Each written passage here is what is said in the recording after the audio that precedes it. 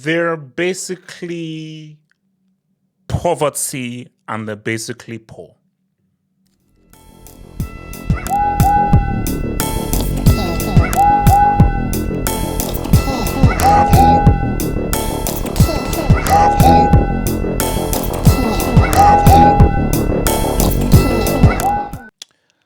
Um,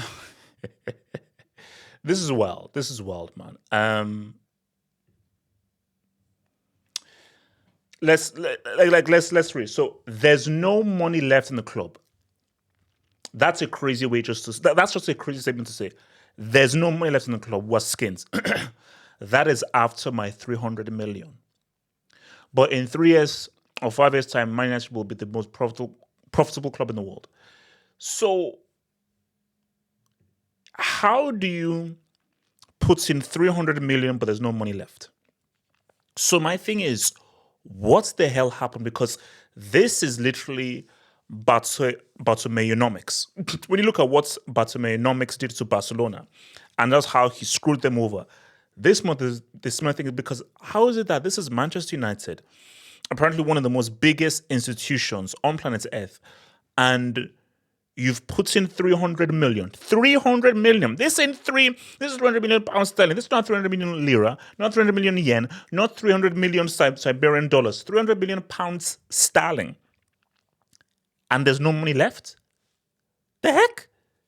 I mean, bro, that is wild. That is wild because again, it's like, what the hell has Amorim walked into? And obviously, he goes into much more detail about how much money has been wasted and all the costs he's been having. And I think he said like there was just one guy who did like some, I know whether it was a masseuse job or something that's like on 700k. Basically, a lot of people are being overpaid. A lot of people are being overpaid. Chiefly your boy Rashi. So if I actually look at the squad which is available to Ruben Amorim, I think he's doing a really good job, to be honest.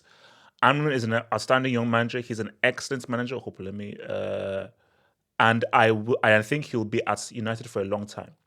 So look, it is always good to have the support from your owner, because that's the guy that employs you. But if Amorim now learns of that, you're walking into a club where there's no money. Then it's like, no, I'm a new manager. No, I need money to bring in my certain players. There's only so much I can do with a fidget spinner.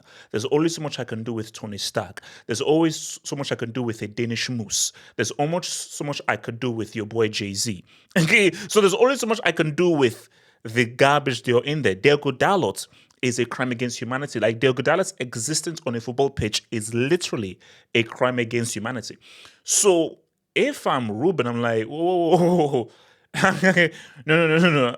I need cash because I need a summer window to cook and to bring new players because that United team, they need a total makeover. I don't know what I've said this before, but I'll say it now.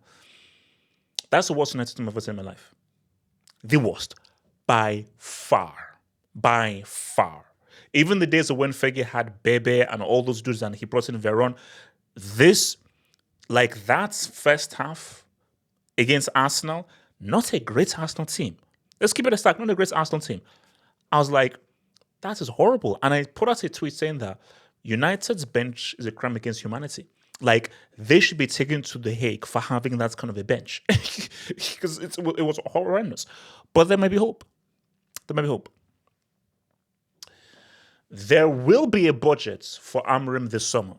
I'm not going to disclose it. Of course, that budget changes depending on who he might decide to sell, because that will supplement the budget. So here's the thing. Good news. There's a budget. Remember the slide we brought in before where there's no money and they're having to make cuts. And they decided to say that if you have a wheelchair, tough luck, wheel yourself out of here. Like, if you're disabled, tough luck. It is what it is. Step off. Step off that freaking place because, bro, we are cutting the disabled. But I told you, my brother is a United fan.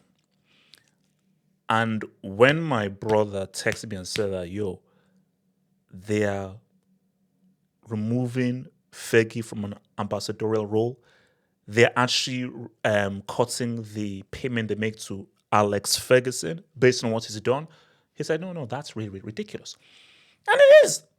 It's messed up. So the thing for Amorim though is that, okay, I have a budget, but it's one thing to have a 150 mil budget and another thing to have a 2 pesos budget, because there's only so much I can do with 2 pesos. Because that's not a budget. Those are war rations. So do I have a transfer budget or do I have war rations? Because because I can't do anything with war rations in a summer window. So, because my thing though is it's going to really be about and I think what that is about is that if Amram doesn't make any big time sales, the budget is going to be war rations. So what Ratcliffe is saying is, oh, I'm not going to disclose it. Obviously, you won't disclose it because you're not giving him anything. Because you know that you are literally giving him dust and just trash.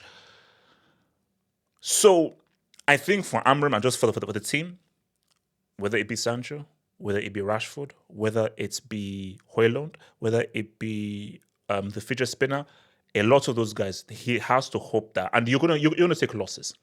No one is buying the fidget spinner for 90 mil. No one is spending more than 50 mil for Rashford. Who is spending 1 peso on Rasmus, who is the worst striker that the human race has to offer? United are in an F-top position because there are a lot of guys on extremely high wages. Who the hell? In 2025, who wants Casemiro? In 2025, who is going to pay more than 20 pesos for Casemiro? In 2025. Oh, in 2014, in 2017, yeah. In 2025, Casemiro sells fruit. He sells fruit in 2025. So this is a crazy situation. And again, this is what I've always said. I admire Amorim for his bravery of like, I'm going to take on this seemingly impossible task. But my guy, sometimes you just need to, you should always be confident in your abilities. And this is the key thing, never underestimate yourself, never overestimate yourself. I think people always focus on never underestimating yourself, which is very key. Always be brave and feel you can do almost anything. Never overestimate yourself. Never overestimate your abilities. Now, we may turn around and Amorim, after getting some blows and suffering, may turn around United and be like, he may be the right guy.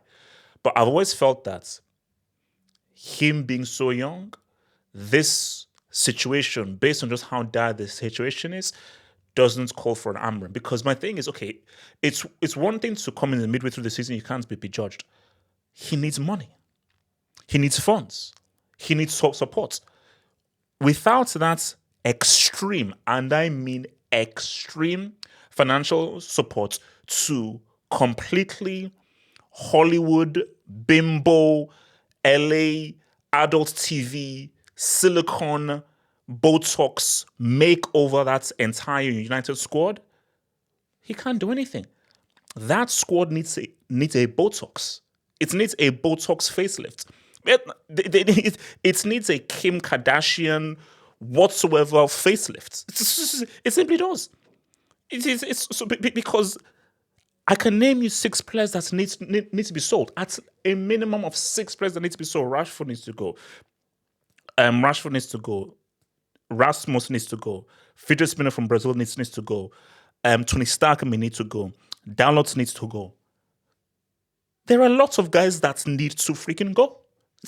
Mount, I think, needs to go, even if he just got here. So, look, we'll see what happens, man. But you put in 300 million and there's no money, and you're not willing to disclose a budget, and you pretty much say that, mate, if you don't start selling guys, you're going to have 2 pesos to spend. It's this for United, man. This is going to... No wonder why there's so many United fans who are now moving to Real Madrid. Like, the amount of United fans who have already gone out on loan, similar to Real Madrid and to Barca, not naming any names, Macmini, It's this is United at its lowest. This has been United's lowest points for a very, very, very long time. But 100% since the Premier League era of 1982, United, this is the rock bottom for United. Rock bottom. Rock bottom. I mean, guys, these guys are poor.